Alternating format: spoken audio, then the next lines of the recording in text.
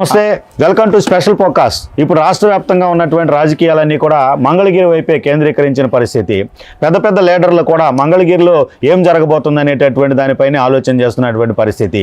ఇక దీనికి సంబంధించి చూస్తే ఓవైపు ఆళ్ల రామకృష్ణారెడ్డి సిట్టింగ్ ఎమ్మెల్యేగా ఉండి ఆయన కాంగ్రెస్లోకి వెళ్ళిపోయిన పరిస్థితి, వైసీపీని వీడి గంజి చిరంజీవిని ఇన్ఛార్జిగా వైసీపీ నియమించడం జరిగింది. మరోవైపు లోకేష్ చూస్తే కనుక పెద్ద ఎత్తున కార్యక్రమాలు చేపడుతూ ముందుకెళ్తున్నటువంటి పరిస్థితి. అభ్యర్థిత్వం అతనే రేపు నామినేషన్ వేసేటటువంటి పరిస్థితి.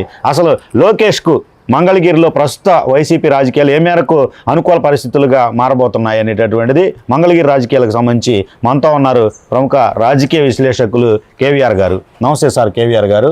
మంగళగిరి రాజకీయాలు మనం చూస్తే కనుక గతంలో ఆర్కే లోకేష్ మీద గెలిచిన తర్వాత పరిణామాలు ఎలా ఉన్నాయి, లోకేష్ ప్రస్తుతం చూస్తే కనుక అతను పొలిటికల్ గ్రాఫ్ ఎలా ఉందంటారు, ప్రస్తుతం వైకాపాలో ఏర్పడినటువంటి కల్లోల పరిస్థితులకు సంబంధించి ఏం చెప్పుకోవచ్చు అంటారు? ప్రధానంగా నవ్యాంధ్రప్రదేశ్ రాజధాని అమరావతిలో మంగళగిరి ఒక పార్ట్గా ఉండేది.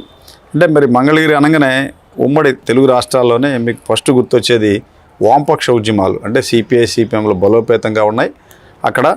దానికి తోడు చేనేత వర్గాలు ఎక్కువగా ఉండటం, తర్వాత విజయవాడ పక్కనే మంగళగిరి ఉండటం, విజయవాడ వామపక్ష ఉద్యమాల కేంద్రంగా ఉండటం, ఇలా రకరకాలుగా ఉంది. తర్వాత ఇప్పుడు నవ్యాంధ్రప్రదేశ్ రాజధాని తాడికొండ, అమరావతి ఆ ప్రాంతాల్లో మంగళగిరి కేంద్రంగా డీజీపీ కార్యాలయం, అన్ని పార్టీల రాష్ట్ర కార్యాలయాలు కూడా మంగళగిరిలోనే ఉన్నాయి. దానికి తోడు నాగార్జున యూనివర్సిటీ మంగళగిరి ప్రాంతంలో ఉంటాం. ఇలా రకరకాలుగా వల్ల మంగళగిరికి ఒక ప్రాధాన్యత ఉంది.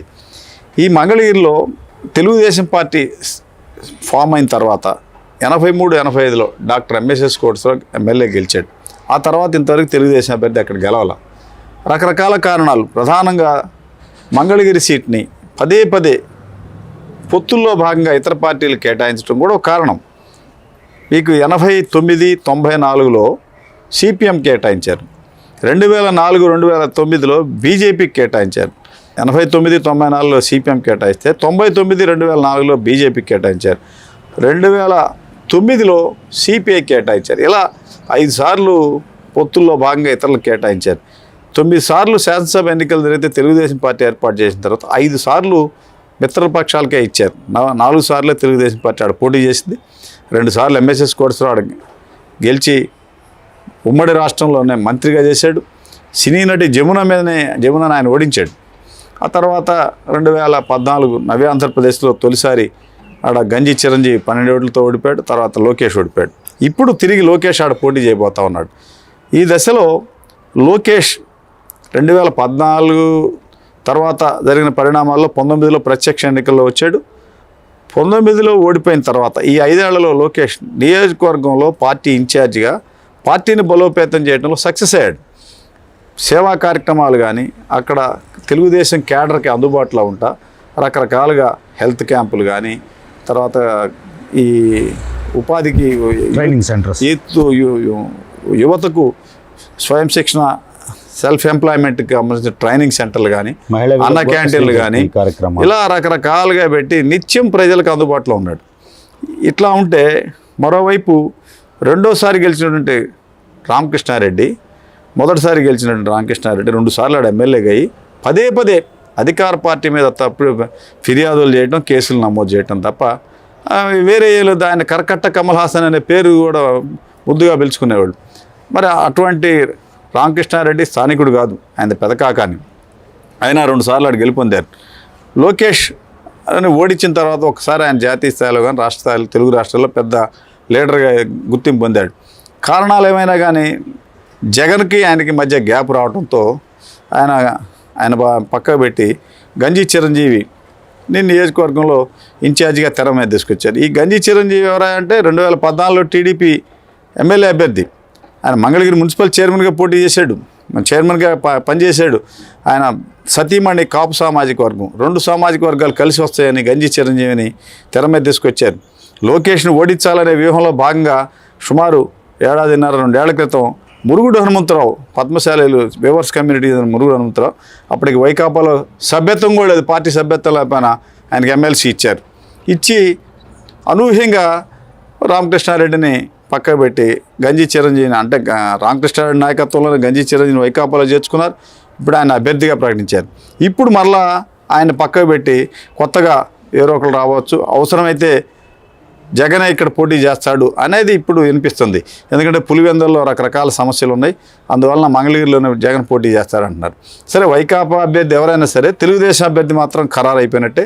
నారా లోకేష్ అక్కడ పోటీ చేయడం ఖరారు. దీనిలో భాగంగా ఈ 2-3 ఏళ్ల నుంచి మన మంగళగిరి నియోజకవర్గాన్ని పరిశీలిస్తే అనేక మంది టీడీపీ ద్వితీయ శ్రేణి నాయకులు పెద్ద ఎత్తున తెలుగుదేశంలో చేరారు. మున్సిపల్ చైర్మన్గా చేసినటువంటి కాంటూరు శ్రీనివాస్ కానీ, దుగ్గిరాల జెడ్పీటీసీ చేసిన జయలక్ష్మి కానీ, దుగ్గిరాల యార్డ్ చైర్మన్గా పనిచేసినటువంటి కృష్ణప్రసాద్ కానీ, తర్వాత దుగ్గిరాల సొసైటీ అధ్యక్షుడిగా పనిచేసిన హరిప్రసాద్ కానీ, ఇలా అనేక మంది, తర్వాత తాడేపల్లి మున్సిపల్ చైర్మన్, ఇలా అనేక మంది బలమైన నేతలు తెలుగుదేశం పార్టీలో చేరారు. తర్వాత అక్కడ ఆ రామకృష్ణారెడ్డికి వ్యతిరేకంగా తాడేపల్లిలో వేమారెడ్డి, గోపిరెడ్డి మంగళగిరి మండల ప్రెసిడెంట్ చేశాడు. తర్వాత యార్డ్ చైర్మన్ చేసి వీళ్ళంతా కూడా రామకృష్ణారెడ్డికి వ్యతిరేకంగా ఉన్నారు. అక్కడ పార్టీ సంస్థాగతమైన పదవులన్నీ వేమారెడ్డికి ఇవ్వడంతో ఆర్కే ఒంటరివాడై బయటికి వెళ్ళిపోయి ఏకంగా ఆయన షర్మిలా నాయకత్వంలో కాంగ్రెస్లో చేరి రేపు కాంగ్రెస్ అభ్యర్థిగా మంగళగిరిలో పోటీ చేయబోతున్నాడు. దీనివల్ల రెడ్డి సామాజిక వర్గం ఓట్లు ఏ మేరకు ఆర్కే చీలుస్తాడు అనేది ఒక పెద్ద ఆందోళనగా ఉంది. నియోజకవర్గాల పునర్విభజన తర్వాత దుగ్గిరాల మండలం మంగళగిరిలో కలిసింది. మీకు 2014లో కానీ 19లో కానీ దుగ్గిరాల్లో వైకాపాకి పెద్ద ఎత్తున మెజార్టీ వచ్చింది. విచిత్రంగా నారా లోకేష్ ఓడిపోయినా కూడా దుగ్గిరాల మండలంలో లేకపోతే మంగళగిరి నియోజకవర్గంలో జయదేవ్కి మెజార్టీ వచ్చింది. ఇలా రకరకాల సమీకరణలు. దుగ్గిరాలంలో కమ్మ సామాజిక వర్గం ఎక్కువగా ఉంది. ప్రధానంగా ఇప్పుడు వైకాపా నేతలు ఆరోపించేది ఏంది, ఇది బీసీల నియోజకవర్గం అయితే అగ్రవర్ణాలు ఏంది లోకేష్ని తెర మీద తీసుకొచ్చారంటున్నారు. అటువంటిప్పుడు ఎంఎస్ఎస్ కోటేశ్వరరావు కమ్మ సామాజిక వర్గానికి చెందిన ఎంఎస్ఎస్ కోటేశ్వరరావు 83-85 2 సార్లు ఆడు గెలుపొందాడు. మనం ఇట్లా చరిత్రను మనం పరిగణలో తీసుకోవాలి. ఆ దశలో తీసుకున్నప్పుడు లోకేష్ని సామాజిక వర్గాల నేతగా చూడాల్సినంత అవసరం లేదు. అక్కడ మంత్రిగా పనిచేశాడు. ఆ నియోజకవర్గాల్లో 5 ఏళ్ళు ఇన్ఛార్జిగా కొనసాగుతా సునాయాసంగా రేపు గెలుపొందుతాడా అనే దాంట్లో ఎటువంటి డౌటే లేదు. దూసుకుపోతా ఉన్నాడు. ఇప్పుడు గంజీ చిరంజీవి ఒక సామాజిక వర్గానికి చెందినటువంటి వాళ్ళకే ప్రాధాన్యత ఇస్తున్నాడనే ఆరోపణలు వచ్చినాయి. నేను జరిగినటువంటి సామాజిక పాదయాత్ర ప్రభుత్వ ఆధ్వర్యంలో వైకాపా నేతలు మంత్రులు పెట్టినటువంటి యాత్ర జరిగింది. అక్కడ విజయసాయిరెడ్డి నిన్న ప్రకటించాడు. ఇప్పటివరకు గంజీ చిరంజీవి అభ్యర్థి మార్పులు ఏమైనా రావచ్చు అని నిన్న ఆయన చెబుతుంటే అందరికీ అనుమానం వస్తుంది, అంటే చిరంజీవి కూడా మారతాడు అని. ప్రస్తుతం ఇలాంటి పరిస్థితుల్లో లోకేష్ మెజార్టీ ఎంత అనేది లెక్కేసుకునే పరిస్థితి అని వైకాపా నేతలు చెబుతూ ఉన్నారు. ఇలా తెలుగుదేశం పార్టీలో ఒక సమన్వయంగా ఒక లోకేష్ నాయకత్వం అందరూ పనిచేస్తూ ఉన్నారు. వైకాపా నేతలు తలా దారయ్యారు. ప్రధానంగా గంజీ చిరంజీవి ఆయన ఇటు పద్మశాలీలు చేనేత వర్గాలు, ఆయన భార్య కాపు సామాజిక వర్గం, ఇటు రెడ్లు 3 సామాజిక వర్గాలు నాకు కలిసి వస్తాయనే ధీమాతో గంజీ చిరంజీవి ఉన్నాడు. మరి 2 సార్లు ఎమ్మెల్యే చేసినటువంటి ఆళ్ళ రామకృష్ణారెడ్డి గన బరిలో ఉంటే, కాంగ్రెస్ తరఫున పోటీ ఉంటే వైకాపా ఓట్లు చీలుస్తాడు. ఆయన 2 సార్లు ఎమ్మెల్యేగా ఉన్న పరిచయాలు రకరకాలుగా పనిచేస్తాయి. రెడ్డి సామాజిక వర్గం ఓట్లు చీలిస్తే ఈ లోకేష్కి ఇంకా మెజార్టీ పెరుగుద్ది. ఇలా రకరకాలుగా ఉంది. మంగళగిరిలో ఇప్పటికైతే గంజీ చిరంజీవి ఇప్పటివరకే అయితే గంజీ చిరంజీవి అని విజయసాయిరెడ్డి ప్రకటించడంలోనే నిగూఢంగా అభ్యర్థి మారుస్తాడు అనేటువంటిది అంతర్లీనంగా ఉంది. మరోవైపు వైకాపాకి చెందినటువంటి సీనియర్ నేతలంతా కూడా, అంటే వైవి సుబ్బారెడ్డి కానీ, సజ్జల రామకృష్ణారెడ్డి కానీ, సీఎం జగన్ కానీ, తర్వాత మంత్రులు కానీ అనేక మంది మంగళగిరి నియోజకవర్గంలో ఉంటున్నారు. అంటే స్థానికంగా రాజధాని ప్రాంతంలో ఉంటున్నారు. వీటన్నిటిని పరిగణలో తీసుకున్నప్పుడు మంగళగిరిలో ఓడిపోతే అంటే ముఖ్యమంత్రి జగన్ అక్కడే ఓటేయాలా, చంద్రబాబు నాయుడు ఇద్దరు మంగళగిరి నియోజకవర్గంలో ఓటర్లుగా ఉన్నారు. ఇలా రకరకాలుగా మనం పరిశీలించినప్పుడు మంగళగిరిలో ఈసారి లోకేష్ సునాయాసంగా గెలుస్తాడని నిఘా వర్గాలు చెబుతున్నాయి. వైకాపా నేతలు కొంతమంది చెబుతున్నాడు ఆయన 30,000 వస్తుందని మెజార్టీ, 50,000 అని కొంతమంది. అంటే వీళ్ళు ఇంకా రాష్ట్రంలోనే పెద్ద ఎత్తున టాప్ మెజార్టీలో ఉండాలి, కుప్పం తర్వాతనే, కుప్పం కంటే ఎక్కువ మెజార్టీ రావాలనే ఎజెండాగా వీళ్ళు పనిచేస్తున్నారని వీళ్ళు చెప్తున్నారు. ఇలా రకరకాలుగా ఉంది. కారణాలు ఏమైనా కానీ వైకాపా అభ్యర్థి ఎవరనే దాని మీద స్పష్టత లేదు. ఇప్పటికైతే లోకేష్ టీడీపీ అభ్యర్థి, కాంగ్రెస్ అభ్యర్థిగా ఆళ్ళ రామకృష్ణారెడ్డి ఉండబోతున్నారు. వామపక్షాలు మరొకవేళ పోటీ చేస్తాయా, పోటీ చేస్తే సిపిఎం సిపిఐ కలిసి పోటీ చేస్తాయా? ఆ గత ఎన్నికల్లో సిపిఐ సిపిఎం జనసేన కలిసి పోటీ చేసినాయి. అప్పుడు ఉమ్మడి అభ్యర్థిగా ముప్పాళ్ళ నాగేశ్వరరావు పోటీ చేశాడు. ఇప్పుడు సిపిఐ సిపిఎం కలిసి పోటీ చేస్తాయా? మరి జనసేన తెలుగుదేశంతో పక్కకు పోవడం వలన మరి బీజేపీ రంగంలో ఉంటుంది. ఇలా రకరకాలుగా వేసినా కూడా ఎవరు పోటీలో ఉన్నా కూడా ప్రధానంగా వైకాపా అభ్యర్థి టీడీపీ లోకేష్ మధ్య పోటీ ఉంటుంది. ఈ పోటీలో ఇప్పుడు వైకాపా అభ్యర్థి ఒకవేళ ముఖ్యమంత్రి అయినా కూడా జగన్మోహన్ రెడ్డి ఆడ పోటీ చేసినా కూడా లోకేష్ సునాయాసంగా గెలిచే పరిస్థితులు ఉన్నాయి. అంటే ఈ 5 ఏళ్లలో ఆయన నియోజకవర్గాన్ని ఆ విధంగా మలుచుకోవడంలో లోకేష్ సక్సెస్ అయ్యాడు.